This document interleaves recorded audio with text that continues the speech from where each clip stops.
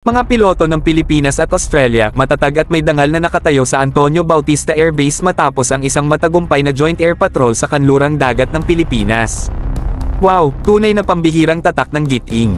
Kasama sa patrol na ito ang mga eroplano mula sa Philippine Air Force PAF, Philippine Navy PN at Royal Australian Air Force RAAF. Isang tunay na halimbawa ng pandaigdigang kooperasyon at iisang layunin. Pero, hawakan ang inyong mga upuan dahil mas lalo itong nakakapangilabot. Ayon sa mga ulat, ang mga Chinese fighter jets ay tila sinundan ang patrol na ito kahit na naganap ito sa loob ng Exclusive Economic Zone EEZ ng Pilipinas.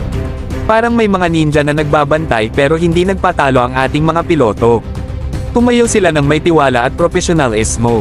Ngayon, magbigay tayo ng oras upang kilalanin ang tapang at husay ng ating mga piloto. Sila ay lumilipad sa kalangitan, nagtatanggol sa ating mga interes at ipinamamalas ang ating soberanya. Ito ay tunay na patunay ng kanilang dedikasyon at lakas ng ating sandatahang lakas. Tingnan natin ang larawan. Ito ay nagpapakita ng espiritu ng pagkakaisa at pagkakaibigan sa pagitan ng mga piloto ng Pilipinas at Australia.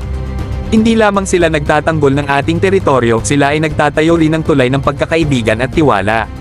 Ito ay isang malakas na paalala na kapag ang mga bansa ay nagkakaisa, nagagawa nating mga bagay na kamangha-mangha. Kaya, bigyan natin ng palakpakan ang mga kamanghamanghang piloto na ito at ang buong koponan sa likod ng Joint Air Patrol na ito. Sila ang halimbawa ng tapang, profesionalismo, at pandaigdigang kooperasyon.